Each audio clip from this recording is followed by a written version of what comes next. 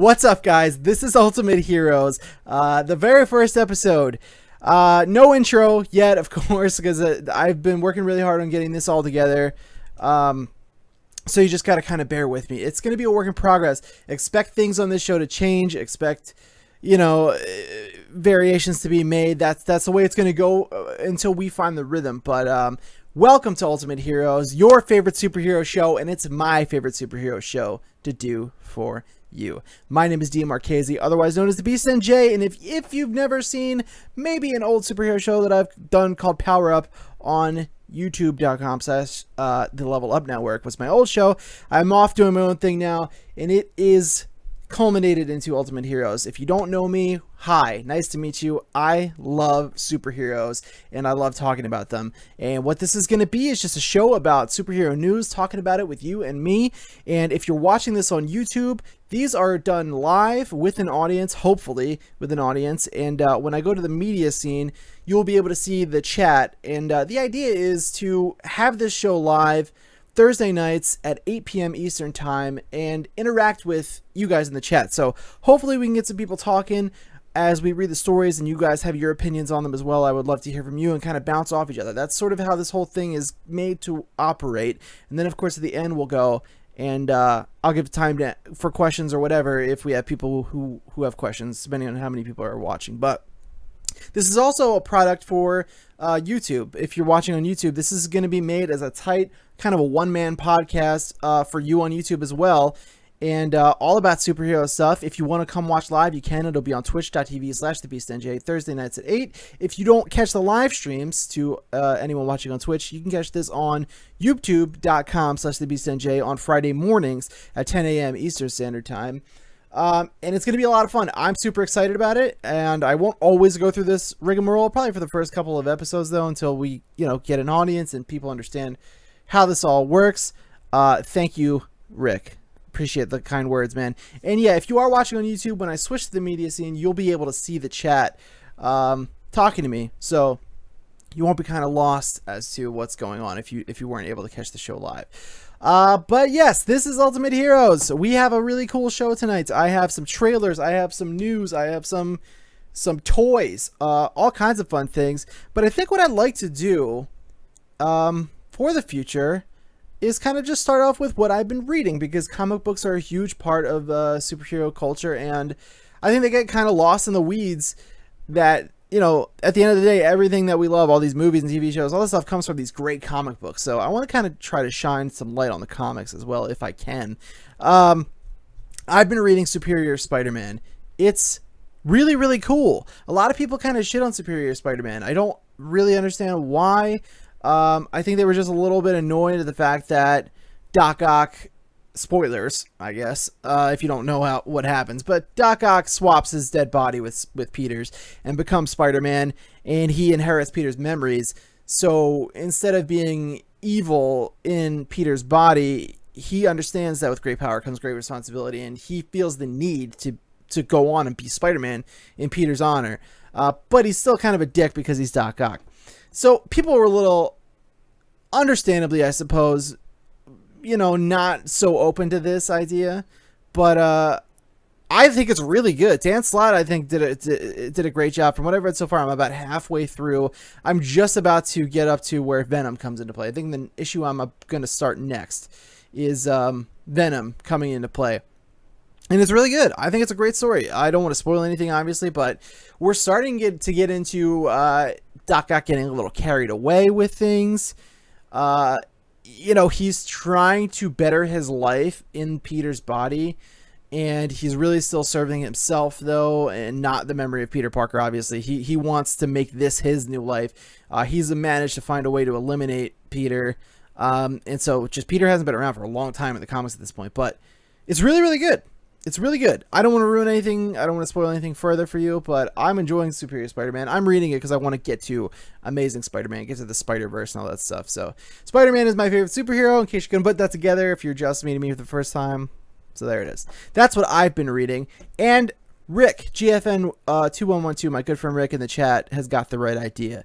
I want to hear from what you guys are reading too, so we can kind of... This whole thing is about you and me bouncing off of each other. Since I am just one person doing the show, I will need you guys for sure. Rick said, very nice. Can't wait to read Superior. I've been reading a whole lot of Iron Man. 2012. Got through all 40 issues. Really recommend it. Very cool.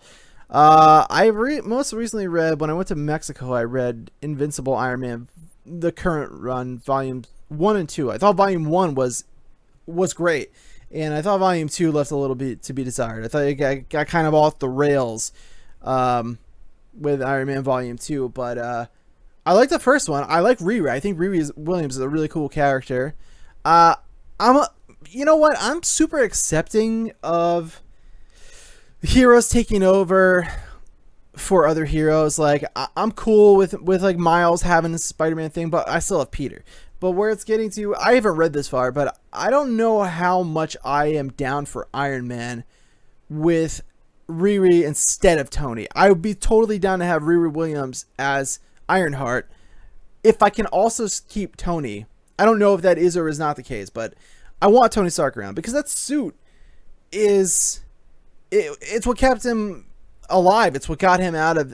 There's just so much where, you know, Peter got bit by the spider and his uncle dies, and then he's like, you know, I have to do better because I let this criminal slip by and he killed my uncle. But something about Iron Man and that technology, like that is solely his, like, it's his brain that built that suit, and that suit is what the chest piece, the arc reactor, is what kept him alive. So it's kind of weird for someone else to take over that role for me, whereas War Machine has his own thing. It's not quite the same.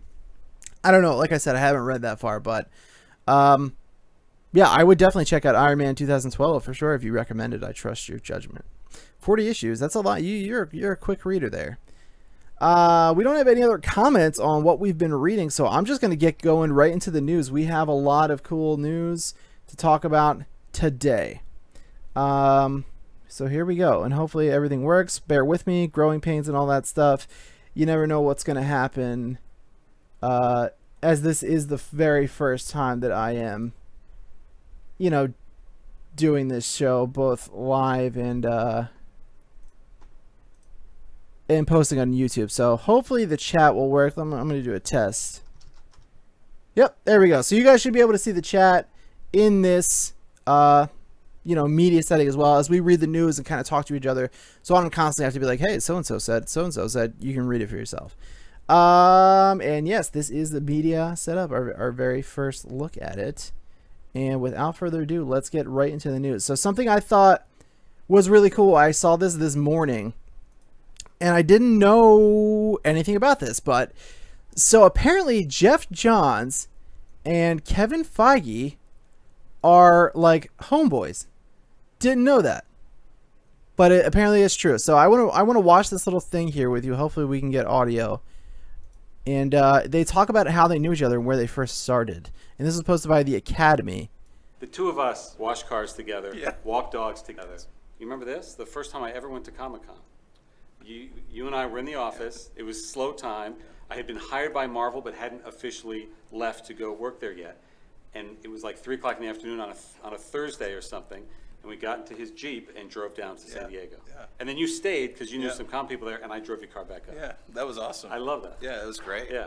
What you've done is insane, and I love watching it because it's so phenomenal, and I love it all. But I love it because I remember when you built that shed on top of your apartment building. I didn't even know if that was legal, but you built me that. Neither. I didn't ask for a permit. What did I put in that shed? Star Trek figures? Toys. Yeah. I love that so much. I thought that was just the coolest thing ever. Hopefully the volume was okay. Again, you know, I'm working out all the kinks and everything, so volumes might be iffy for this episode, but we'll get there. This will be a process. But I thought that was really, really cool. They both got their start working for director Richard Donner, otherwise known as Dick Donner, who, if you don't know, directed the Christopher Reeve Superman films. And that is where Jeff Johns and Kevin Feige got their start, and also worked with each other and knew each other. And like, it seemed like they were really close. Like, he knew about, you know, the shed he built in his apartment and how he kept. And I love that Kevin Feige hid Star Trek toys in his friggin' shed in his apartment. But I just thought that was really, really cool. To Rick's point here, I know they mentioned each other, but had no idea they were this close. I didn't even know they knew each other until I assumed that they, met each other in passing through all the movie stuff and things like that. But I never really realized that they like knew each other beforehand. But this was really, really cool. I thought this was neat. It was the first thing I saw this morning as I was drinking my coffee, and I was like, oh, it's a good way. Good way to start the day. I like that a lot. So there you go. Jeff Johns and Kevin Feige are homeboys. And with that, I'm going to do this in a similar way that I used to do Power Up, which is go from one publisher to another in terms of news. And first, we will start with DC because I have a lot of DC news to talk about today. And this next story is about the new Hot Toys Batman figure that gives us a closer look at Batman's tactical batsuit. And this suit is pretty awesome, I gotta say.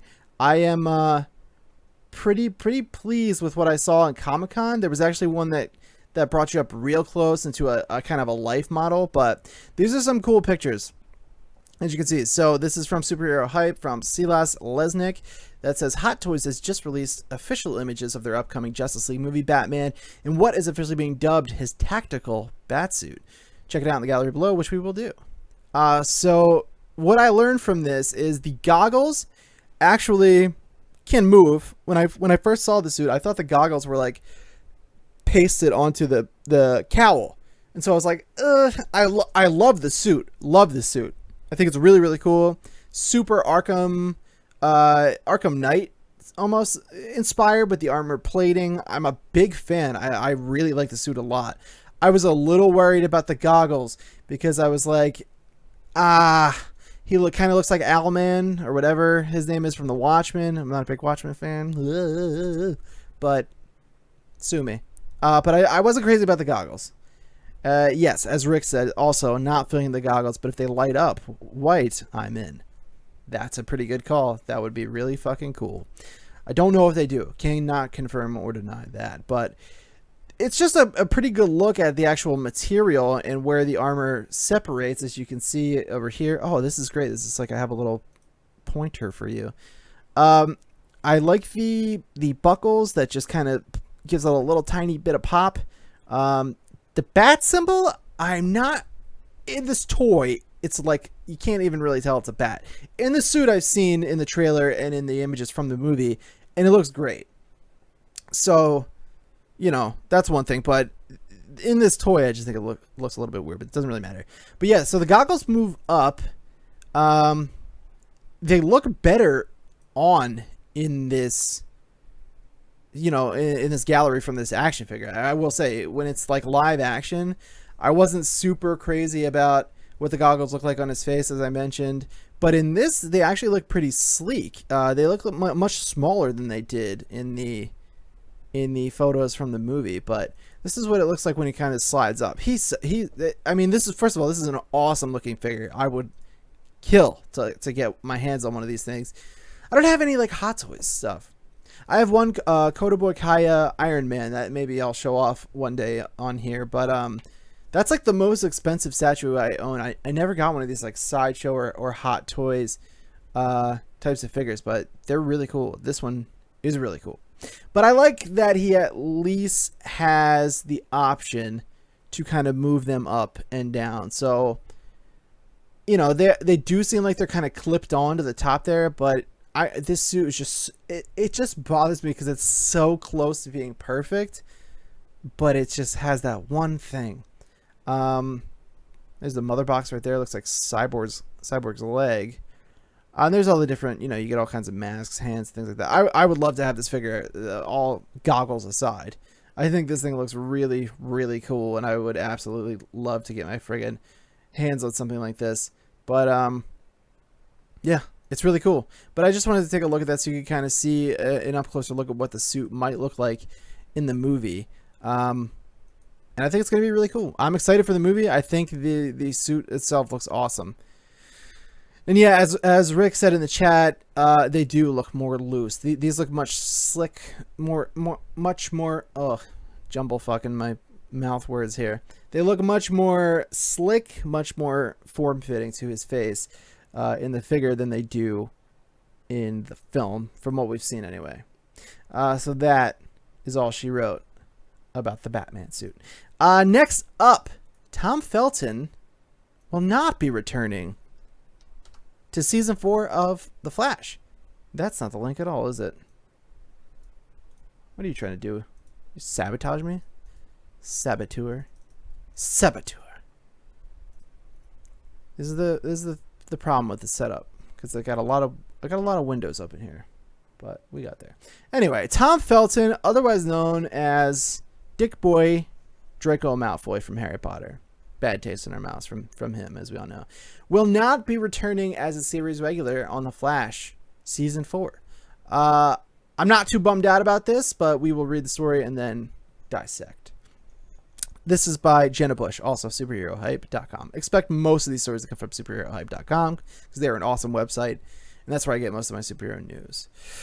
So he will not return as a series regular in the CW's The Flash season 4, according to Entertainment Weekly. He joined as a series regular in season 3 and began as an adversary to Barry Allen. Minor spoilers for The Flash, though he ended up as a part of Team Flash. He appeared as Julian Albert, Barry's CSI lab partner, and had a romance with Caitlin Snow. That was easily the least interesting part about that last season. That last season overall, not the strongest thing in the world. The love interest between freaking Julian Albert, CSI lab scientist, and Caitlin Snow, the bipolar Killer Frost, who can't decide if she's good or bad. Hard pass. Didn't like any of that. He has yet to sign on for guest appearances, but that does not mean that we won't see him at all in season 4, which begins 6 months after the end of season 3, which was, I don't even know when. October. I think they all start in October, all of these things. That's fine. Honestly, I watched the season 4 trailer for The Flash, and I was not that blown away. I'm getting a little worried because, it says right there in the headline, returns in October. My bad. But I'm getting a little worried because I love The Flash. Seasons 1 and 2 of The Flash I just thought were so damn good, and especially for what they were, like a CW show. No offense, but you expect a certain level of quality and storytelling from the CW, but the Flash season 1 and season 2 were really, really solid. Had better special effects than it had any right to have, and a really well told story, and relationships that you really got invested in and cared about. And then something with season 3, they just totally dropped the ball, in my opinion. I was not interested in anything that was going on in season 3. I tried. There was some episodes that I was like, cool, this seems like it's getting back on track, especially towards the back half. But then with the big reveal, which I won't ruin if you care, I was like, no, what has happened here? I found the villain to be super uninspired. I'm getting really sick of this villain of the week thing. I was not feeling season 3 of The Flash. It was okay.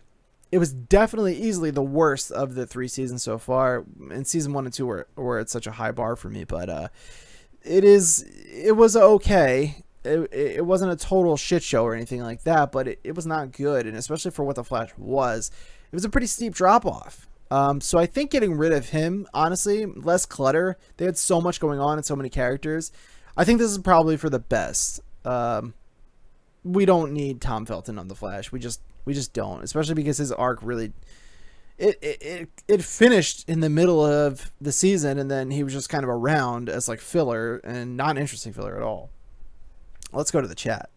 Rick said, yeah, it wasn't near the first 2 seasons for me. I hope they stop with the same speedster twists and disappointing weekly villains. I think 23 episodes leads to a lot of filler. I would agree. That's a really, really good point, Rick. 23 episodes is a long season, especially for something like, superhero related. Every episode really does have the same kind of format, doesn't it? It's always the same thing. I'm going to take a drink real quick. That's the thing about not having a co-host, is there's awkward pauses, but you get thirsty from talking so much. But I think that's a great point. Yeah, so every episode is kind of the same, right? He starts off, oh, everything's great. I'm the Flash, and I'm in love. I'm Barry Allen. Things are great. He goes like, I got this. I'm going to stop this crime. He gets shut down. He finds out some big things going on. I don't know if I can do it. Be faster. Cool, I will. And then he beats that villain. Next week, reset, we do it all over again. And then there's always the overarching theme of each season that, you know, gets interesting more often than not. But this season, they didn't have that got you through. The overarching villain, the overarching plot, the big grand picture of things. They did a lot that was big right from the get-go. And I think that's what they're having trouble with now. They did Flashpoint like immediately. So, as Rick said, they started with Flashpoint and went downhill from there. He says, lose the villain. Barry says, I can't do it. They encourage him. He does it. Exactly. So, long story short, I do think this is probably for the best. And I hope Season 4 is good. I was not crazy about that trailer. I will give them the benefit of the doubt because, you know, at the end of the day, it was just 1 out of 3 that didn't stick the landing. So I am hopeful for it. You know what I mean? Moving on, let's watch a trailer. The first look at Telltale Games' Batman series titled "The Enemy Within" has been released, and I am very excited about this. If you don't know, I loved season 1 of Telltale's Batman, and if you pre-order this game, not sponsored or anything like that, I fucking wish I was, but not sponsored, just letting you know for your benefit. If you pre-order the second season of Batman on the PlayStation Network, I don't know about Xbox, but you get the first season entirely for free. So that's crazy. It's a good deal. That first season is really, really cool. I think not enough people gave it the time of day, which is a crying shame because it's so good. And I definitely think you owe it to yourself to check it out. And what a great way to get it. You get it for free, and you get the second season for 10% off as well. I'm considering doing it because the physical version of the game doesn't come out until, October? And the season starts in like 2 weeks, I think, August 8th. So I would recommend pre-ordering the second season. But let's watch a trailer for it together right now. I will try to do you justice with the volume. Here we go. I have not seen this yet. I saw the first 2 seconds as you saw there. So I'm excited. Here we go.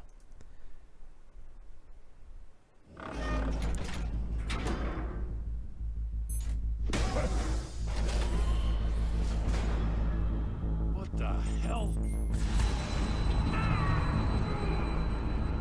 Congratulations! You're almost done.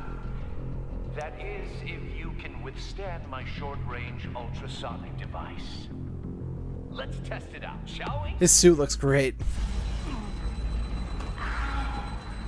riddle! Use it to open the safe! I'll put a stop to this damn noise!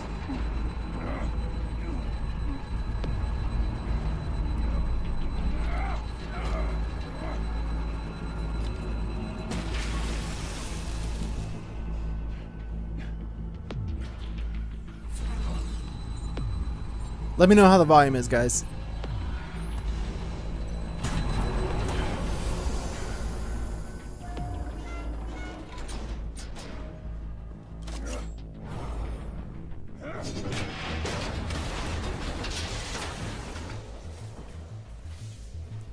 Just in case. Damn. Now, for the love of God, whatever's in that safe better be worth all this pain. It's a homing missile. Maury sold me missiles for all of my enemies. Everyone on my list gets one. Definitely a different look for the Riddler. You still have a chance. Don't say stupid things, okay? You don't have what it takes to be a player in this town. Not without giving up those values you hold so dear. Game on! Nice. That looks really cool, man. That looks exciting. You know, more of season 1 is what I'm getting from that particular trailer. I'm sure that's, you know, expanding on the story. Actually, I think they said that this is a different story, like all on its own. So I think there might be some connective tissue, but as far as I know, that this story won't like lead off of that last one. This is a new case, in like Batman's mythos. Welcome to Brian, Flames to Earth, longtime friend of the show, my old show. he's not a long-time friend of this show because it's brand new. That is crazy. Telltale tends to put out some killer ideas. They sure do. He also said, not sure I like that look. Oh, of the Riddler. Gave me an Arrow vibe. Yeah, I understand that. Batman, I think, looks awesome. The new suit, I think, looks really cool. The Riddler, I'm not sure about the hood and stuff. But I know that they like to put their own flavor on things, as we know that Penguin got a very, very different style and sort of personality in this game, which I ultimately wound up really enjoying. So I'll give them my vote of faith for sure. This looked like more of season 1 to me, which is not a bad thing. That's awesome. So hopefully they can just raise the stakes and push it even further and, you know, make more interesting choices and changes with Batman and the Batman lore, as we all know, as they did with the first one. Not to spoil anything, but they changed some pretty major things about Batman and Bruce Wayne. And what I like so much about this game is that you get to be in both shoes like equally. It's really your choice how much you want to play as Bruce Wayne and how much you want to play as Batman, and they're both really interesting to go into any given situation as, because you see how one's life affects the others. And I just think it was really a strong Telltale season for me. So I would highly recommend at the very least checking that season out, and the best way to do it would be for free. So that looks really cool. Moving on to the next story.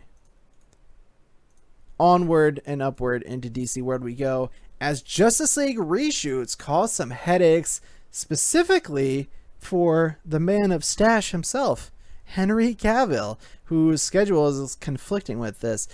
So you might have heard something about this going around with him having to do these reshoots with a mustache. I have not seen any pictures of him in the Superman suit. I don't think they're showing anybody him as Superman until this movie comes out, but you can see him right here with a mustache on the right-hand side for whatever movie he's shooting here. But let's read the story here. And this is by Max Every from superherohype.com. We knew the extensive reshoots were taking place on Warner Brothers Pictures and DC Films' upcoming Justice League, but we didn't know how extensive. And this comes, subsequently from Variety, who has posted a detailed article to show full of new Justice League reshoot details, including some major headaches for Henry Cavill. So ultimately, I read this. I'll kind of sum it down for you. So Zack Snyder is still being billed as the main director of this film. He handpicked Joss Whedon to come in and wrap some things up for him, and Joss Whedon got there and wanted some more connective tissue, as this says, to kind of weave in more, just flesh out the characters more. I think between all the bang, bang, blow up, action packed stuff, I think he wanted more character scenes and more, just like weaving the quilt of this movie. So in turn, that required a lot more Superman, it sounds like, as Rick said in the chat. I bet they wanted to add more Superman, which is good news for us, 100%. For him, kind of a pain in the ass, because he is contractually obligated to keep a mustache that he grew as he's shooting. I'm trying to find it in here. He is shooting some kind of other movie that I want to say it's Paramount's. I'm not sure. Okay, yeah, he's shooting Paramount's Mission Impossible 6 right now. And so he's shooting the reshoots with a mustache that he can't shave because Paramount will not allow him to by contract. So Warner's will have to use digital solutions to remove the mustache in post-production, which is the craziest fucking thing. But what are you going to do? You got to do what you got to do. And they need him to do this. It sounds like a real pain in the butt for him because he was in the middle of shooting another big action movie and probably thought he was done here. And so the other big story about this is the reshoots are ringing in around $5 million, I think. Is that what this says here? Or no, that's what his writing credit. It's a substantial. No, it's way more than that, actually. I don't know what I'm thinking. I think it was 20 million. But the reshoots are costing like a substantial amount of money, which are getting a lot of people talking. I'm trying to find it in here, but I don't really see it. Anyway, I want to say I heard $20 million. So people are kind of buzzing, like, is this a problem? What's going on? Is in trouble? Is it more drama? reshoots are pretty common these days within the industry, especially within superhero movies, especially with things requiring so much CGI, because some things may look a certain way that you thought, and then after you see them in post-production, they come out looking quite a different way. I think reshoots are pretty common. Yes, these are expensive reshoots, but this is a big movie with a lot of actors, a lot of big names, a lot of special effects. So not real surprising to me. I don't think it's in trouble, as it's been mentioned in this. There were some substantial reshoots in Rogue One, a Star Wars story, and that movie turned out really, really well. I thought it was a great Star Wars movie. Sometimes reshoots are the best. It's nothing to get worried about.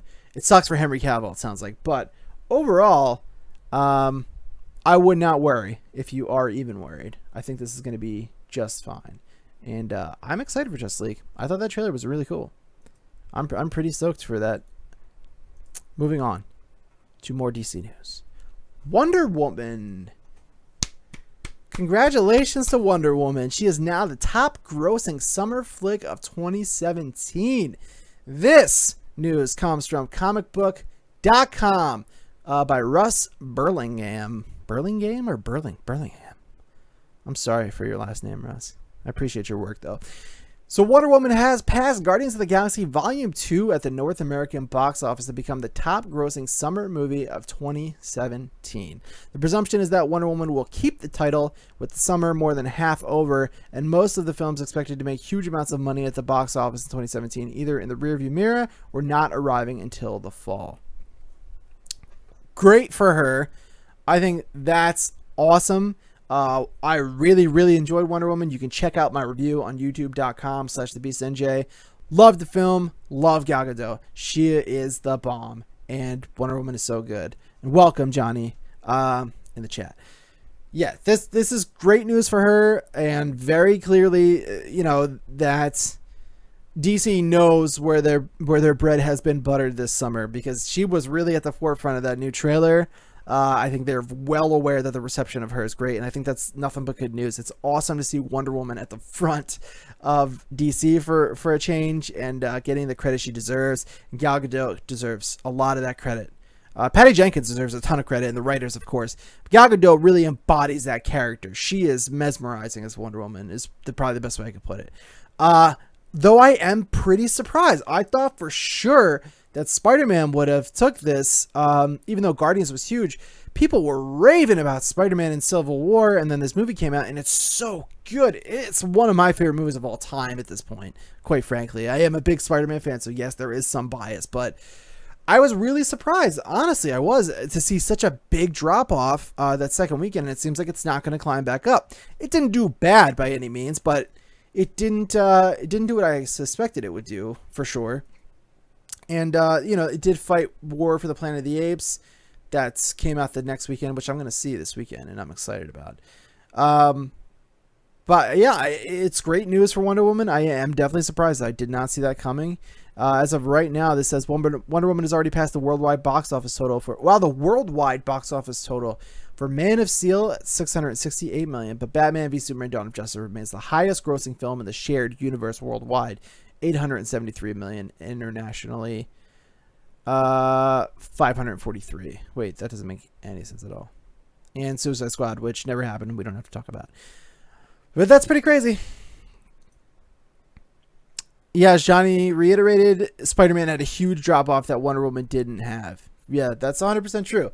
I did not expect War for the Planet of the Apes to have that big of an impact on that movie, but it did, evidently, because Spider-Man really dropped off big there.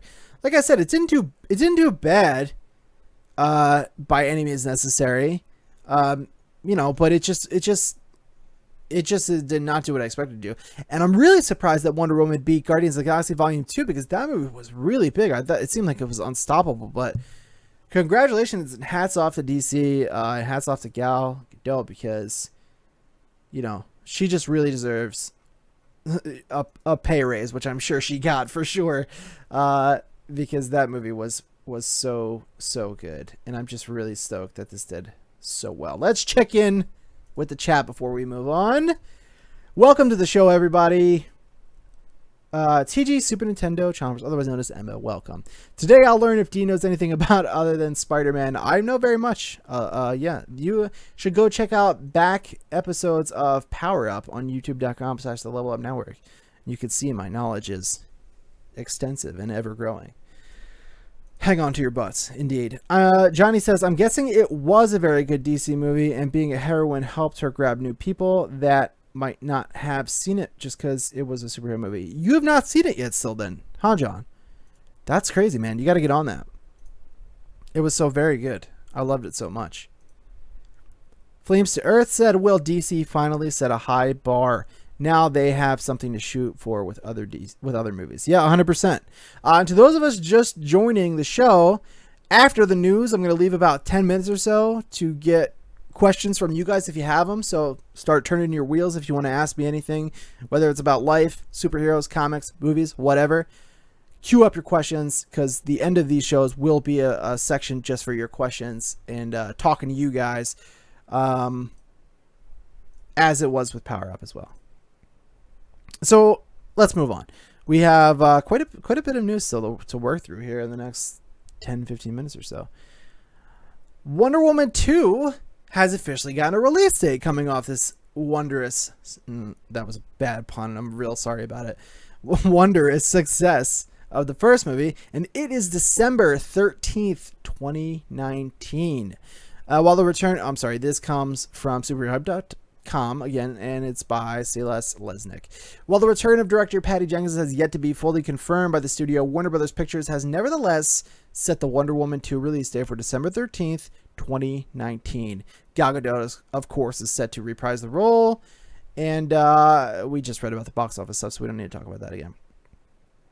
The new Wonder Woman 2 release date has it as the first release to claim that December 13th date, arriving almost a full year after James Wan's Aquaman in theaters December 21st.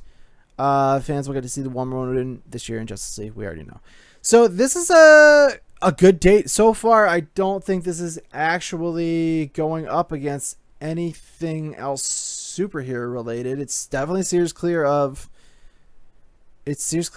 most things. I don't know if Marvel has something coming out that fall or that winter yet. I'm not really sure. As of right now, I don't think they do. So that's a pretty good date. Do you think her daughter that she was pregnant with during the filming of Wonder Woman will be in Wonder Woman 2? She'll probably still be... No, she'll be too young. I think so. Going right up against Bond 25 within 1 week of each other. Interesting. I did not actually know that. I would bet one of them moves if that is the case. That's a cool poster. Never saw that. As TG Super Nintendo Chalmers says, it's hard for me to trust a date when the movie is likely not even written yet. 1,000%. That is a great point. Yeah, I highly suspect this date will move for one reason or the other. Production needs to move, schedule, it's going against Bond or whatever other movie comes that way. It's highly possible this will move. This is a year and a half away at this point. So... Flames to Earth says Star Wars is always in December, right? It has been so far, yeah. The episode 7 was in December, and episode 8 will also be releasing in December.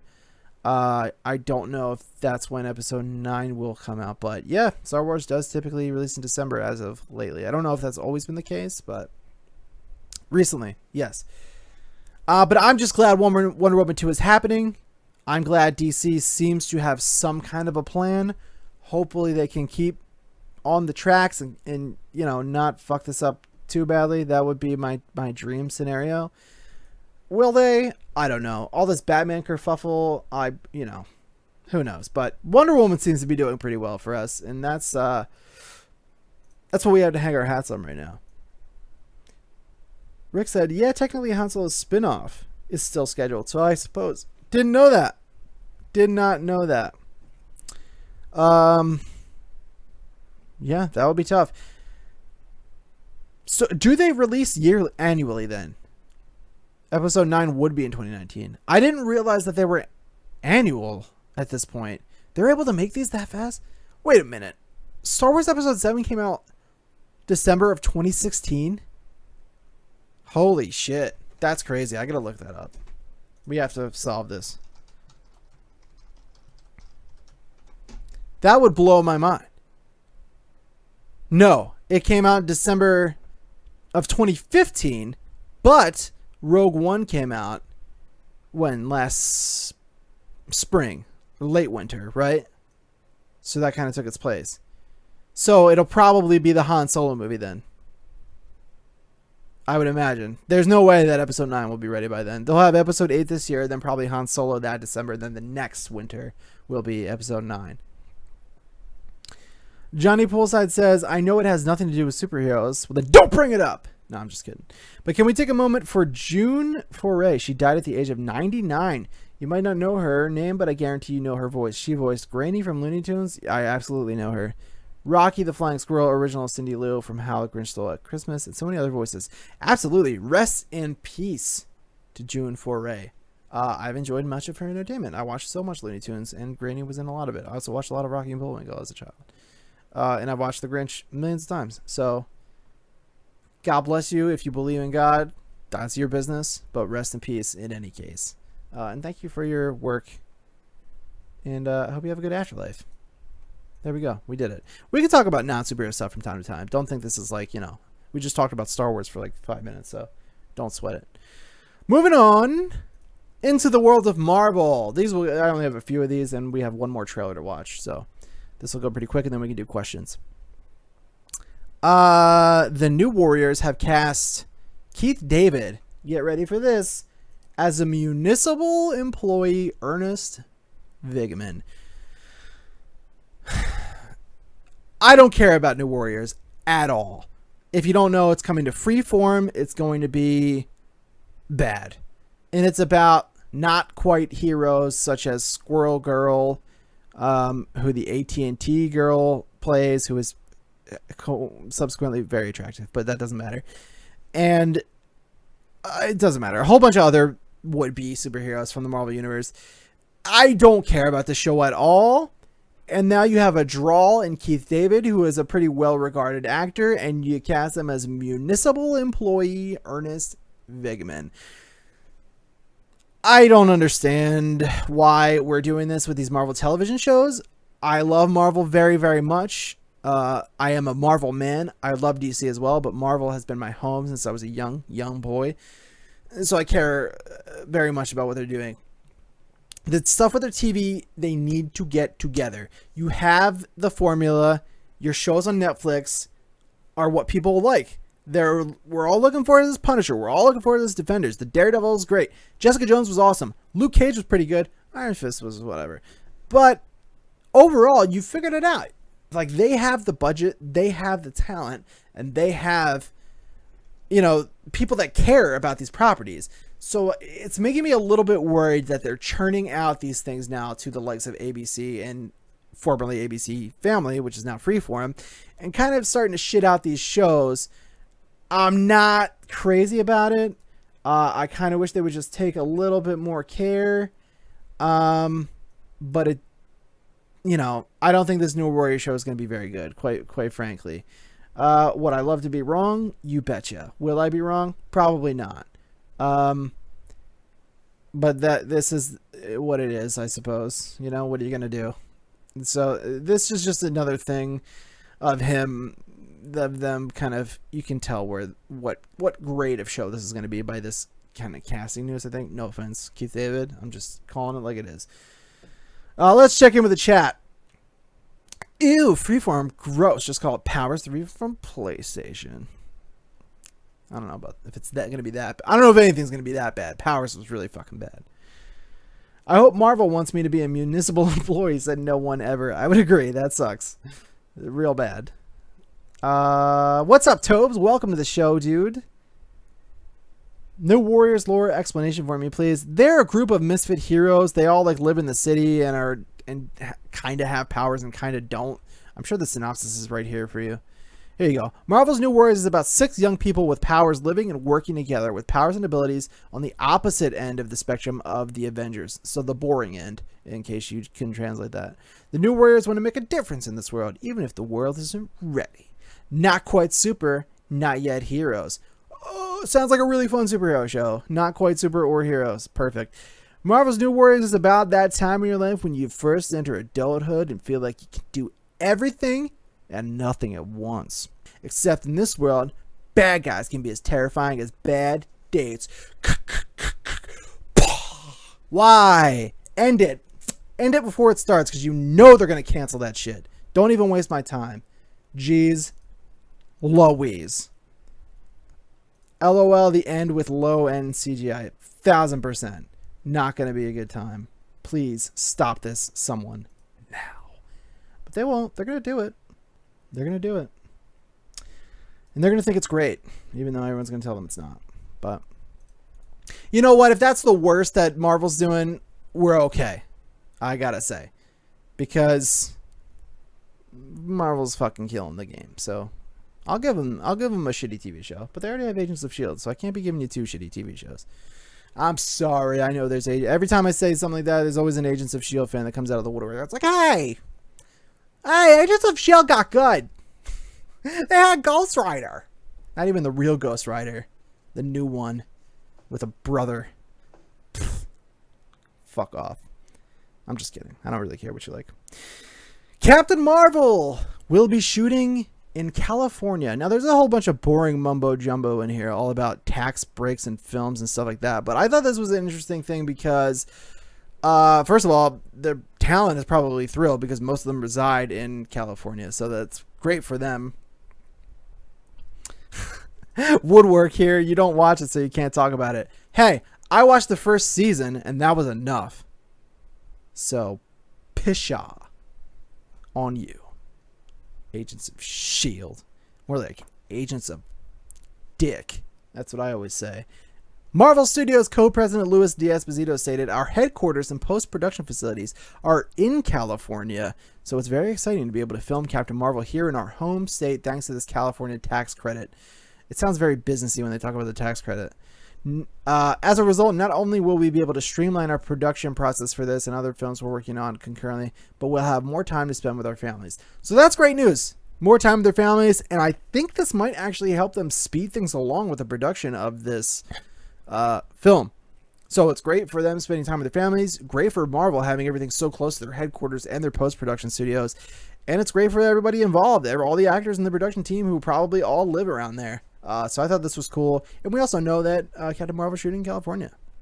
Getting really excited about this Captain Marvel movie, I gotta say. All this news with it coming, it's going to be a 90s thing. Skrulls. I'm getting excited about it, for sure. So, stay tuned for more. I'm hoping we get more news on that as well. Let's go to the chat before we watch our last trailer of the day. Squirrel Girl's intriguing to me. Some comic lovers rave about her. Yeah, she's kind of cool. Who is a Skrull in the existing Marvel Universe? Speculation time. Great question.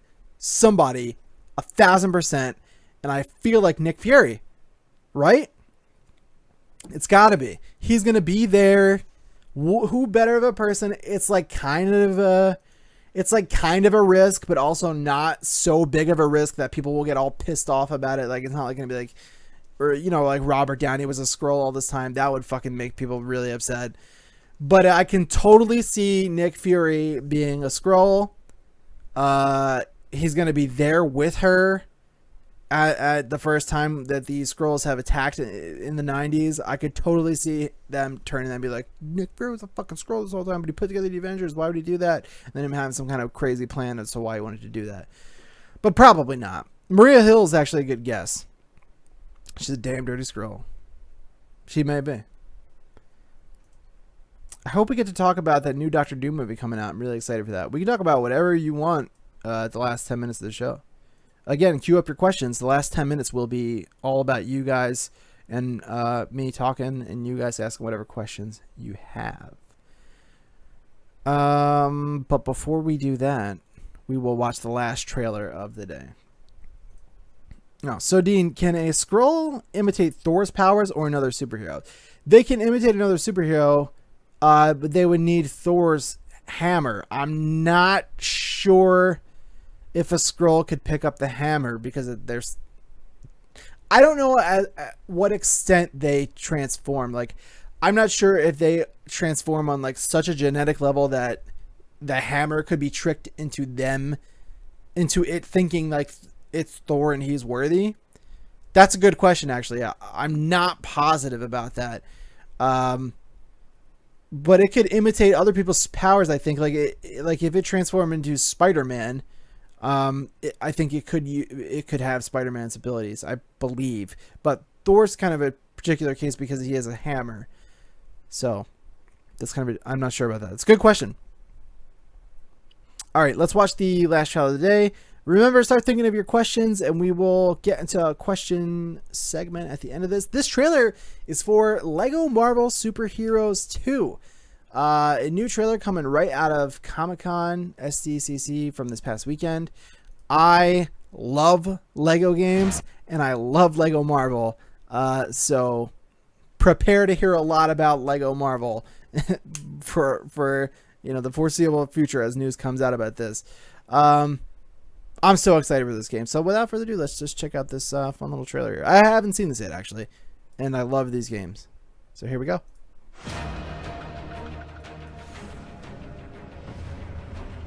People of New York, the world as you knew it is no more.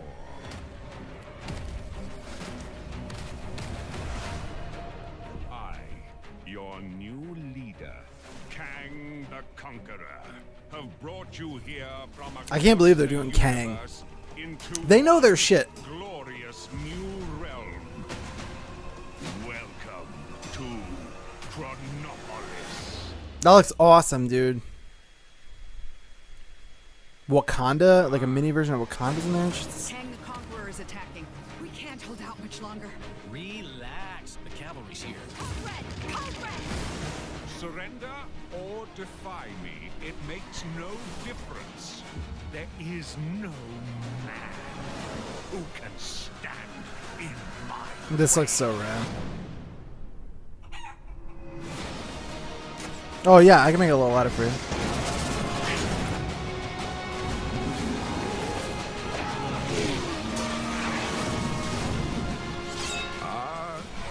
truly magnificent. I haven't been this challenged in an age.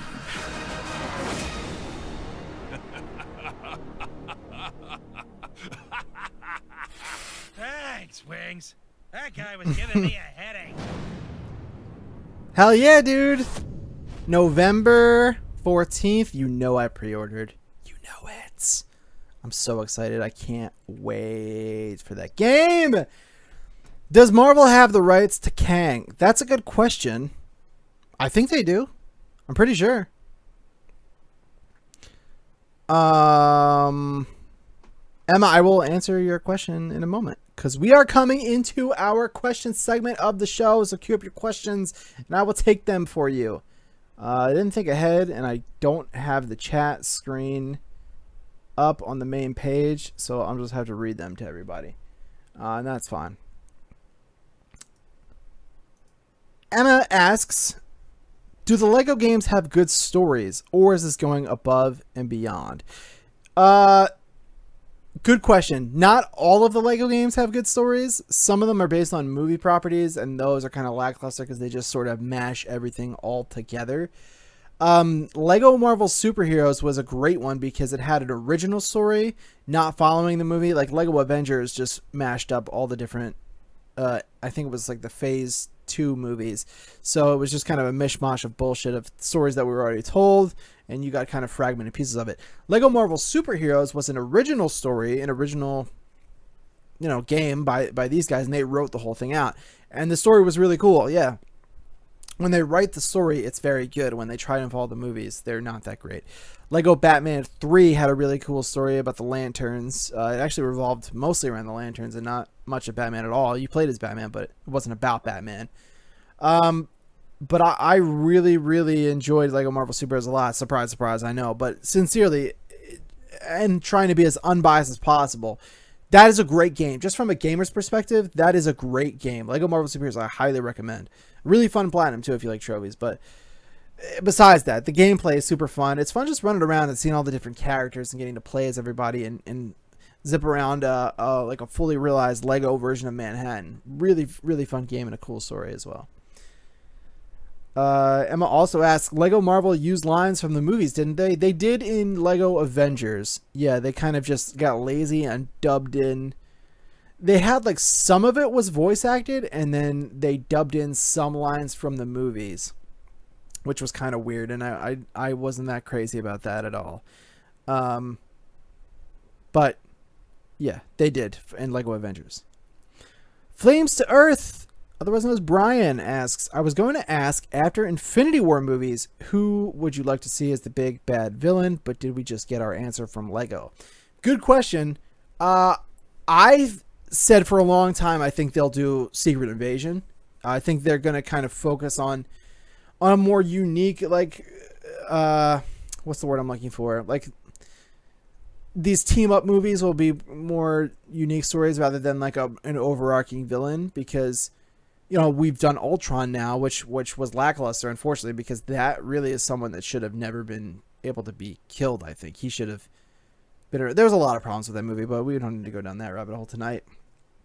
I also would have answered Kang. Yeah, for a long time, I would have said Kang for sure. But there's a ton of other ones out there. There's people that they could do differently that might be an overarching threat. Thanos necessarily might not be vanquished in this. It's unlikely, but it is possible that we go through 2 Avengers movies and Thanos wins. That would be crazy, and I think it would kind of be fucking awesome. Like if he even if it's technicality, like not everyone dies or whatever, but Thanos wins and gets away or something, I think that would be kind of rad. It's like not a very like how happy ending, everything's okay. Like that would be kind of awesome.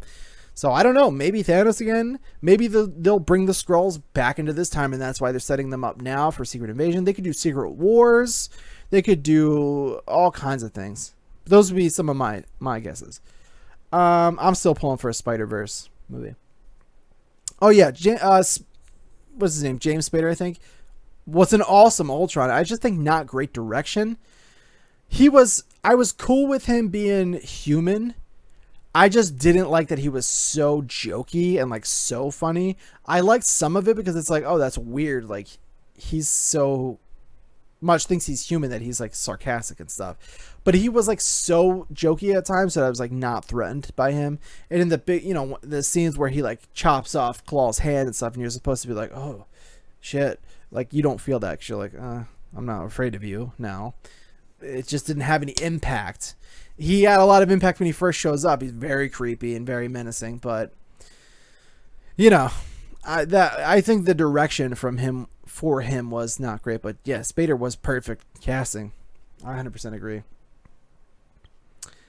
I hope it'll be Skrulls. Yeah, Skrulls would be really cool. I hope that is why they're setting them up in this next movie. Brian says Brian says his own name. Brian says, well, Spider-Verse will come via Sony. Maybe.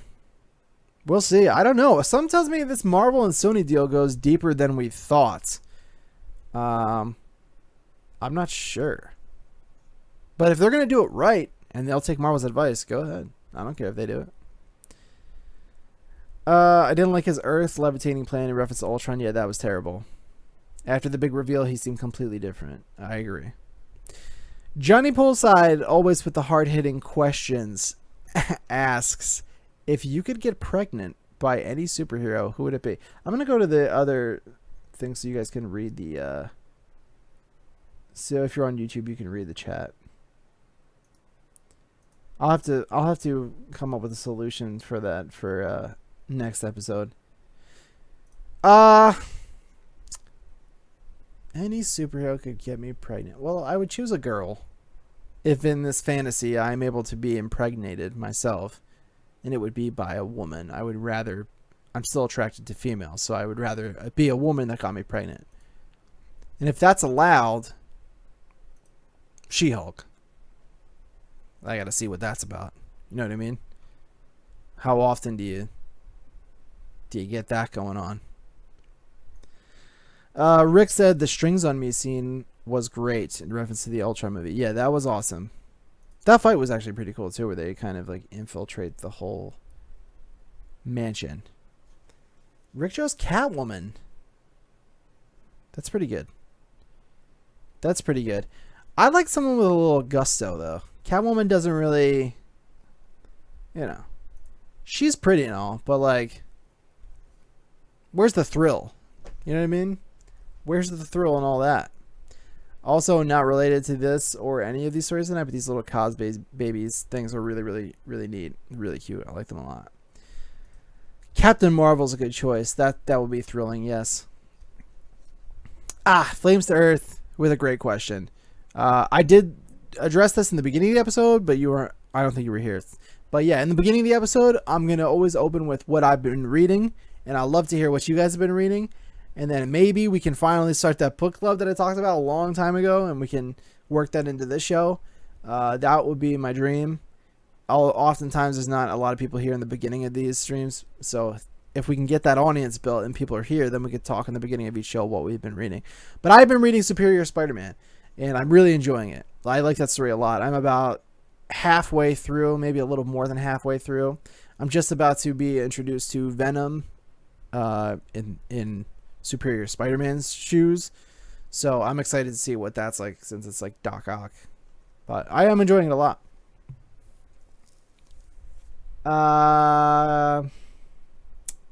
She won't kill me with her super strength, though. Oh, in reference to Catwoman. Yeah. But what a way to go. You know what I mean? If I gotta go.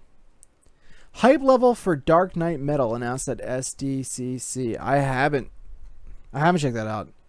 Is that a part of the Dark Knight, the Frank Miller series? I didn't read Dark Knight 3 either. But my friend enjoyed it, actually. One of your favorites is the Superior Spider-Man. It's really good. I was talking about it a little bit in the beginning. A lot of people are hating on it. Just because they like to hate on Dan Slott, it seems like. And, I get it. Everyone loves Peter Parker, and you don't want to see him go away. But he comes back, so just enjoy the ride. It's just a different take on the story. I think it's a really fun one. A spin-off universe where all heroes and villains are Batman inspired. That's fucking awesome. I will write that down right now and check that out because that's super cool. I would love to see that. Dark Knight Metal. Nice. That sounds really cool.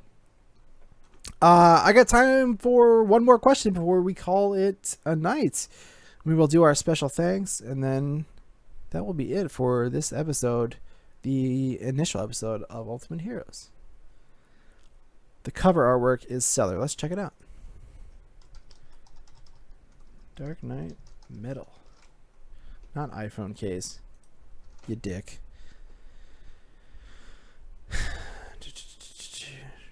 Is this it?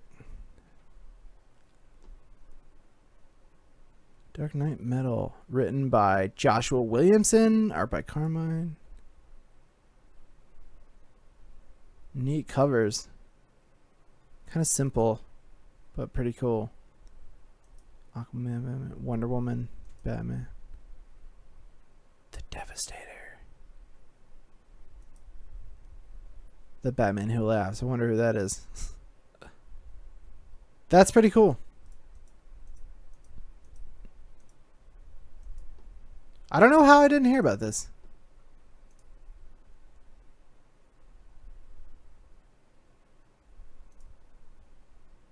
Pretty neat.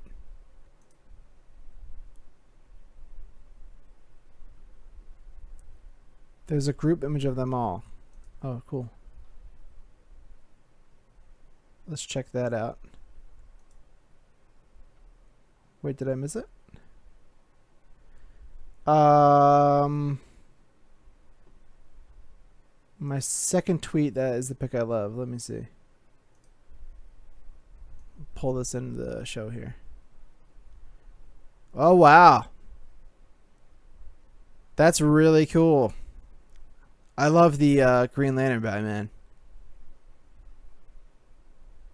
Very interesting. I would be super down to read that alternate take.